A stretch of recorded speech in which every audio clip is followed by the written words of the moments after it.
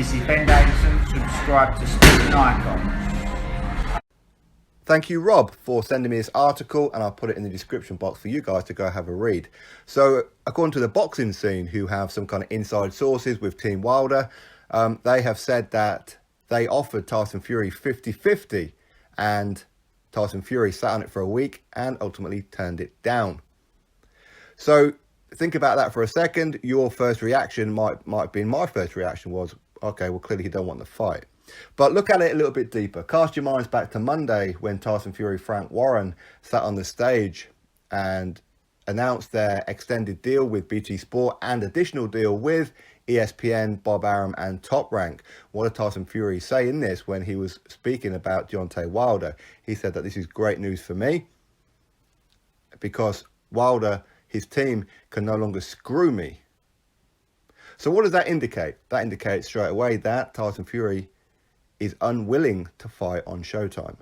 Unwilling isn't going to happen. He ain't going to risk getting screwed again. Okay? And it's pretty obvious that Tyson Fury did win that fight. It's evidently clear to anybody who knows how to score fights. Okay? Even though he got dropped twice, they were not 10-8 rounds. I proved this to you guys before. They weren't, because when you get dropped, the official rules are you lose 1 point, not 2.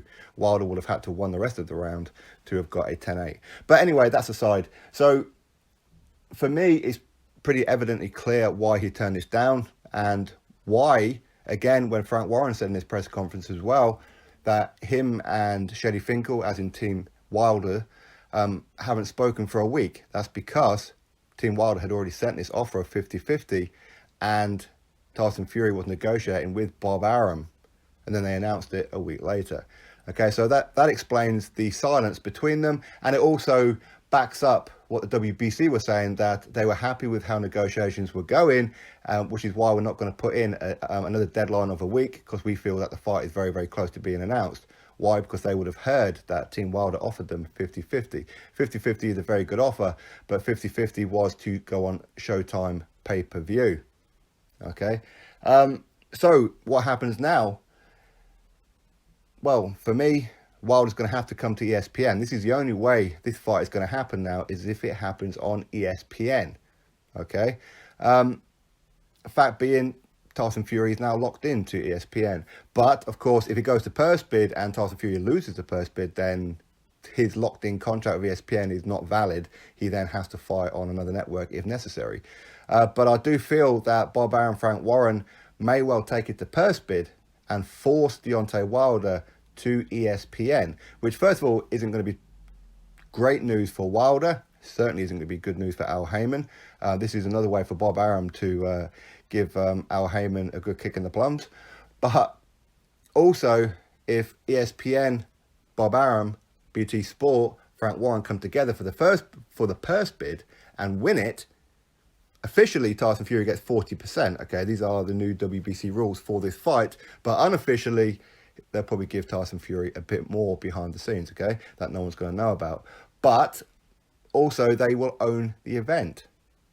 That means Tyson Fury can get his wish of fighting at Old Trafford in Manchester, United Kingdom. Would Bob Arum want it in the UK? Probably not. But Frank Warren, Tyson Fury is going to have to put their foot down and say, no, we want it in Manchester. Why? Because we know that Tyson Fury is going to have home advantage, and the judges, while they could still screw Tyson, it's less likely to. So that's the first one. And for the fact that Deontay Wilder is evidently clear, he never wants to travel to defend his title. He was going to go to Russia, but again, because his team lost the purse bid, so he got forced to go to Russia, and Povetkin failed the PED test. Well, he didn't fail it. He was within the legal limit. Wilder jumped on the plane, went all the way back to Alabama. That fight should have went ahead. He turned down huge money to come to the UK, take on Anthony Joshua. He pretended that he wanted to fight. Ultimately, he didn't. Okay, we can see that he got an offer, he got the contract and didn't sign it. Okay, and of course, he's turned down 40% recently as well for Anthony Joshua. So if this goes to purse bid, they could get it at Old Trafford. And I would imagine that Bob Arum and Frank Warren together would win that purse bid quite handedly. That's my honest opinion of it. So that this would explain why he turned down 50-50. And it makes perfect sense if he's unwilling to fight on Showtime.